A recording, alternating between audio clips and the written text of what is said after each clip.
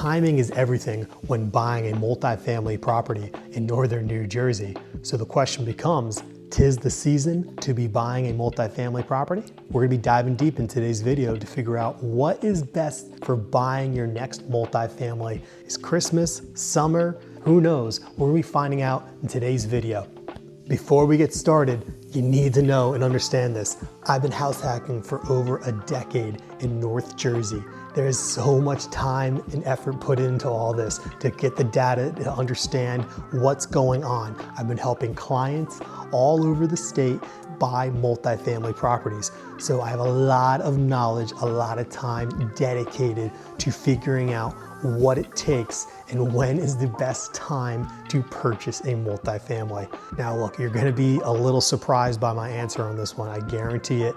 And the answer is gonna vary from person to person. So you want to make sure you stay to the end on this video. You're gonna wanna watch it all because you might be doing one thing and it might be hurting you, but you might be wanna invest another way that's gonna really benefit you. So depending on your strategy, the answer is gonna vary to when the best time to buy is. My name's Shawn McEnteer. I'm the house hacking realtor of Northern New Jersey. My wife and I have been house hacking for over a decade. We help people just like you buy their multifamilies, get to levels of financial freedom, reach your goals through multifamily investing in the Garden State. So whether you're looking to make a move in the next 6 days or 60 days, it doesn't make a difference. Let's hop on a call so we can have a conversation and I can learn a little bit more about what your goals are so we can make that move smooth for you. So this is a New Jersey multifamily buying guide, all about the timing. And obviously you see the Christmas tree behind me. It is that time of year. So you're thinking, maybe you're making some New Year's goals or you're looking to buy real estate, or maybe you're ready right now and you're like, is it a good time to buy? Well, to answer your question in a broad perspective, it's always a good time to buy. It's always gonna come down to the individual. But, if there's things like inventory, is it high, is it low? To answer that, I'll say this time of year, the inventory starts going down. You'll start seeing it creep up again after the New Year's, January, February, and then really in the spring, it starts going up. And then summertime, that's really hit the peak market for properties. But that doesn't necessarily mean that's the best time to buy because if there's a lot of properties out there, there might be a lot of competition. Or maybe if you're looking to implement a certain strategy, then it might not be smart to be buying in the summertime, believe it or not, when there's a lot of properties available. So what I want to make sure to do in today's video is to go through different strategies and then break down, is it good to buy now? Is it good to buy later? Or when. Something very, very important to consider in this is when you're purchasing a multifamily property, it's buy and hold. So relatively speaking, this first year or so of owning the property is peanuts compared to owning it for 30, 40, 50 years. So when you look at it, you're always looking in the grand scheme of things. What I'm about to discuss in today's video, with the different strategies and the seasons when to buy, in the grand scheme of things, you can buy any single time and you're gonna find a way to make it work. So I don't want to deter you from buying, or I don't want to say you shouldn't buy, but you do want to take these into consideration because Christmas and winter months, it's a really good time for buying certain properties. Whereas in summertime, it's not the best to move. You're gonna have to wait a little bit. First example I'm gonna give is if you really want to buy a college rental, that is renting to college students.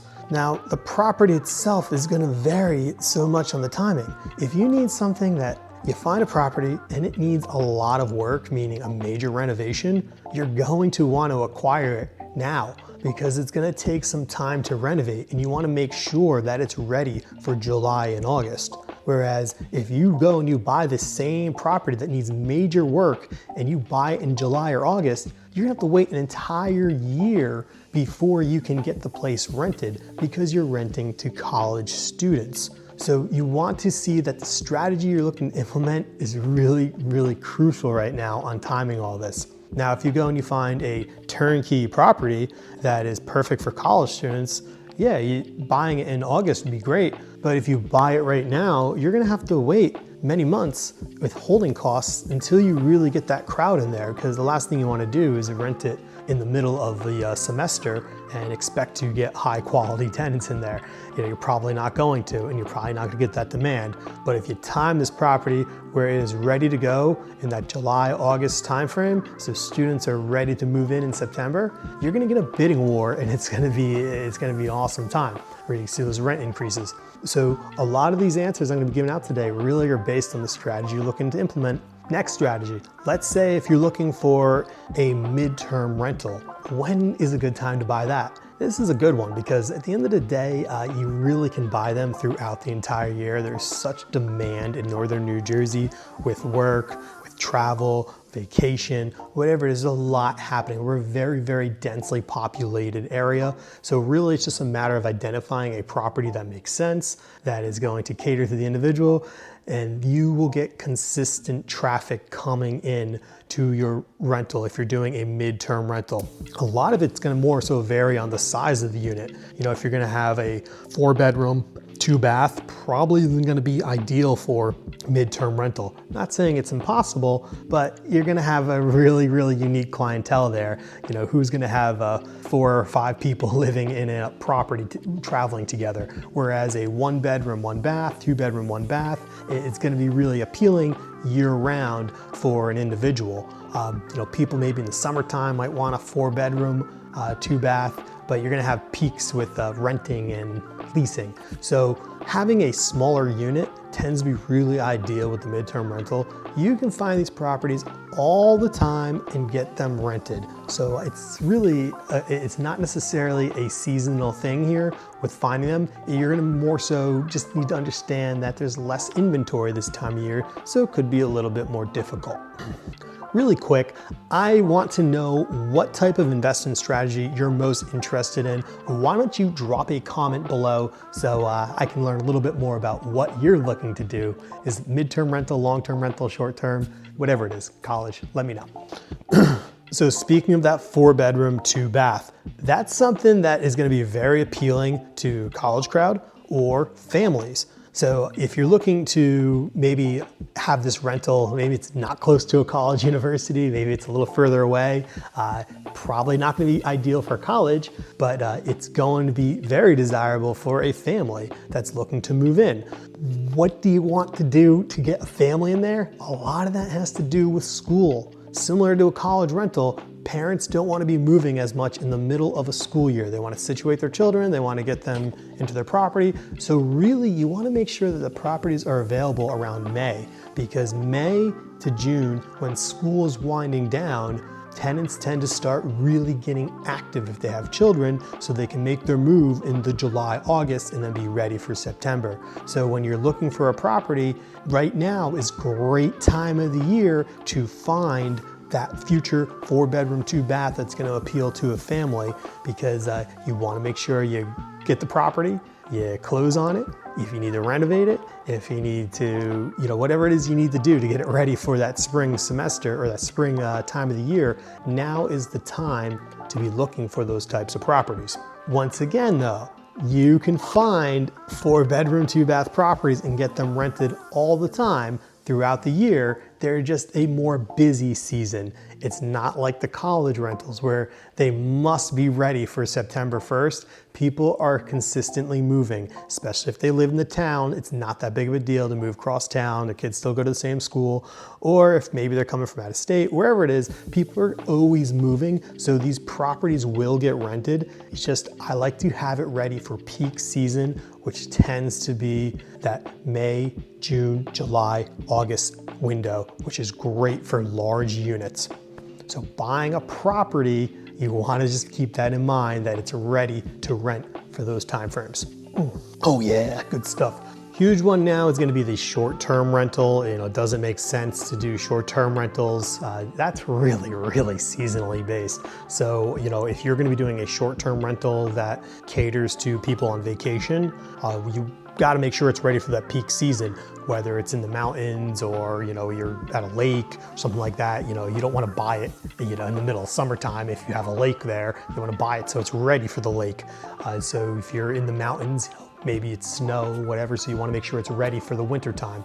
I think you understand that. But a huge one with short-term rentals that people forget about is the business side of things. There's a lot of short-term rentals that do a really good job catering towards business professionals. So that is something that, once again, that's a year-round type of short-term rental. It's going to work pretty much any time of the year if you find the right property, close proximity to public transportation, easy access to New York City, or maybe easy access to business hubs throughout northern New Jersey, whatever it is, you'll find those and they will work year round. The biggest one is going to be those seasonal type vacation rentals that, you don't want to buy it when it's prime season because you didn't have to wait that whole year for the holding costs.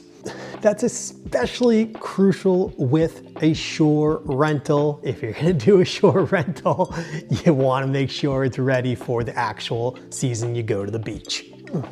Can't get enough of it. So let's dive a little bit deeper with inventory. It's definitely peaks, ups and downs. As I talked about earlier, January, December tends to be the lowest it gets, which is understandable. You got the holidays, people maybe don't want to mess around, especially if there's tenants in there where it's, interrupting them and while they're doing their holiday stuff. But you'll see the market starts getting busier and busier and busier. So you're thinking, okay, is this better time to buy? Well, the competition gets busier and busier as well. More people are more open to buying, in the warmer months. So it's not necessarily better to wait or hold off for summer thinking that there's more inventory because the competition comes out. People are more open to wait on the open house lines to go see properties, to get out there. I kid you not, a cold, rainy day, there is not a lot of people out there. If it's snowing, it's not a lot of people out there. So you'll see less competition in the winter months, but the opportunity, even though there's less inventory, you'll still have a really good shot at acquiring these properties. A couple benefits of buying in the summertime over the winter time, really it's visibility. You do get to see the property fuller. There's much more daylight in the summertime. So when you're viewing the property, you can really see how it stands out. The leaves are on the trees. You see the full entire property.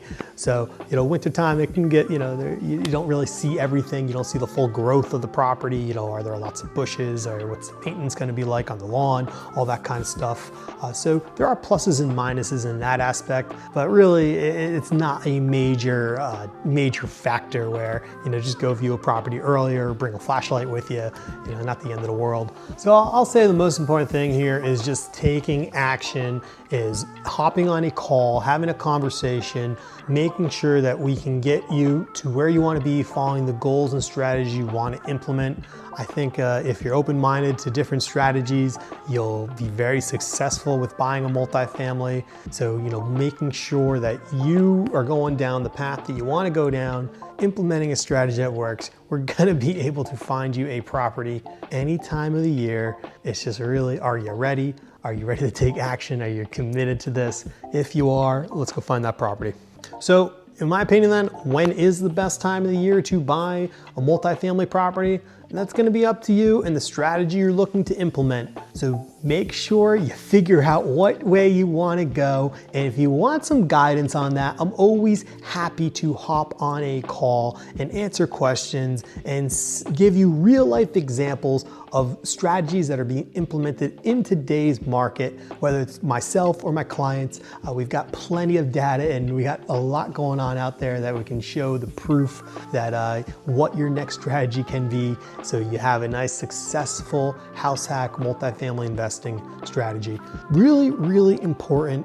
You're probably going to want to take a look at this. I really do strongly suggest it. Watch that and it's going to help you out even more.